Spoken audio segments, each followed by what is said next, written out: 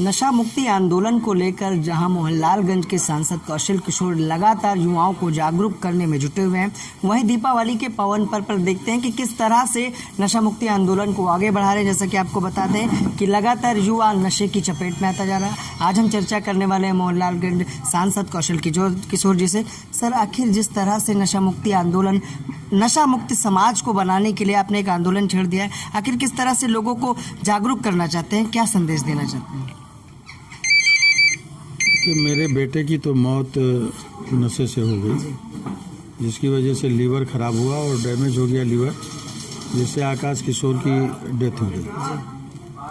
तो मैंने एक आंदोलन हम लोगों ने चलाना शुरू किया है, जिसमें 3 दिसंबर को वो लोग जो नशा नहीं लेते, स्कूलों के बच्चे हैं या और जो लोग नशा नहीं लेते, नई पीढ़ी के लोगों को नशे से रोकना है जी। इसके लिए 3 दिसंबर को 1000 लड़कों का संकल्प करा रहे हैं, नवयुवकों का, कि वो अपने जीवन में नशे का सेवन नहीं करेंगे और हर महीने एक नए लड़के को और जोड़ेंगे जो सेवन नहीं करेगा। इसलिए एक चेन बनाने का काम कर रहे हैं।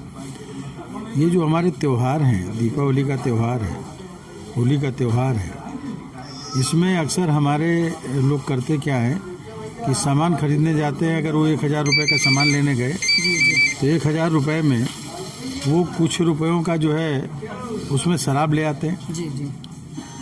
तो ये आधे पैसे का शराब ले आए और आधे पैसे का जो है सामान खरीद के लाए। तो ये इस तरह के त्योहारों में हमारे जो है उसमें लोगों को समझना चाहिए, सोचना चाहिए। आज की ही घटना है सरोजनी नगर क्षेत्र में, रसूलपुर भटगांव के आसपास के 3-4 गांवों में कुछ लोग शराब पी के गए हैं और 4 लोगों की मौके पे डेथ हो गई जी। आज की घटना है और एक व्यक्ति और मरने वाला।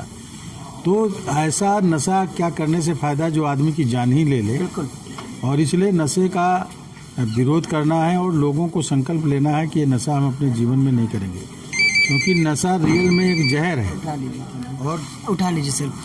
तो जैसा कि सांसद जी ने बताया कि किस तरह से नशा मुक्ति समाज आंदोलन को लेकर जिस तरह से पूरे प्रदेश में और 1000 युवाओं को संकल्पित भी करने वाले, लेकिन आपको बताएं कि जहां पर जो पर्व आने वाला है दीपावली, उसको देखते हुए जो पटाखा व्यापारी, उनके लिए भी कहीं ना कहीं बड़ी समस्या खड़ी हो गई, जिस तरह से पटाखों पर बैन लगा। इस पर जानते हैं कि आखिर मोहनलालगंज के जो व्यापारी हैं वो किस तरह से देखते हैं, किस तरह से अपनी समस्याओं को कौशल किशोर जी के सामने रख चुके हैं या नहीं रखे। आखिर सर किस तरह से देखते हैं पटाखा व्यापारियों की समस्या, जिस तरह से प्रदेश सरकार ने उस पर प्रतिबंध लगाया?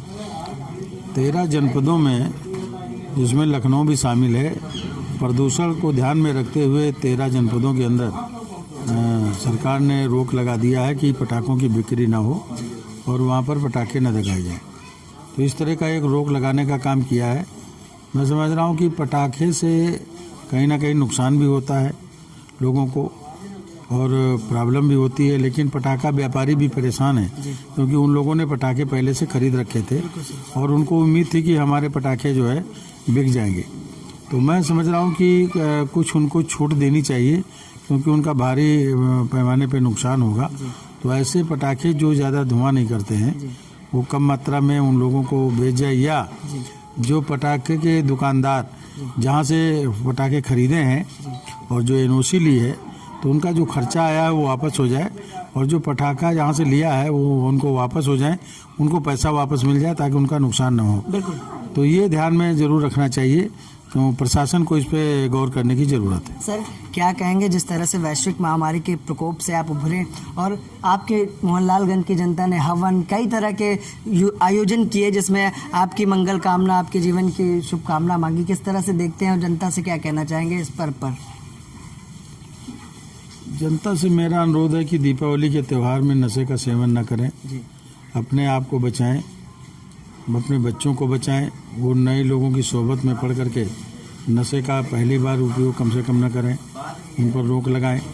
इसके अलावा पटाखे वगैरह भी, फुलझड़ी वगैरह भी न जलाएं, जिससे कोई नुकसान हो, काफ़ी नुकसान होता है। त्यौहार को अच्छी तरीके से मनाएं। ये त्यौहार में कुछ लोग जो है जुआ खेलने का काम करते हैं, उनको जुआ भी नहीं खेलना चाहिए और कोई भी व्यक्ति जुए के पास न जाए। अपने आप को बेहतर तरीके से त्यौहार मनाएं, लक्ष्मी गणेश जी की पूजा करें और त्यौहार को खुशियों की तरीके से बांट करके उसको सेलिब्रेट करना चाहिए, ना कि जो है उसको इस तरीके से कि वो उस त्यौहार जो है कोई जुआ खेल रहा है, कोई दारू पी रहा है, कोई शराब पी रहा है, और धीरे धीरे करके ये हो जाता है कि बाद में पुलिस पकड़ती है उनको, और पुलिस जब पकड़ती है तो नतीजा ये निकलता है कि उसमें लोग जेल जाते हैं और फिर बदनामी होती, फजीयत होती। तो अपनी इज्जत मान सम्मान का ध्यान रखें।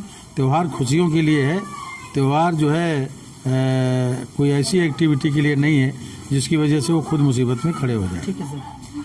तो ये थे हमारे साथ मोहनलालगंज सांसद कौशल किशोर, जिन्होंने बताया कि नशे से बच के रहें, उस त्यौहार को काफ़ी धूमधाम से मनाएं और बुरी संगत से बचें। लेकिन अभी आपको एक बैनर भी दिखाएंगे जिस तरह से इन्होंने आंदोलन छेड़ा है पूरे प्रदेश में नशा मुक्ति करने के लिए, उसके बारे में भी कुछ आपको बता।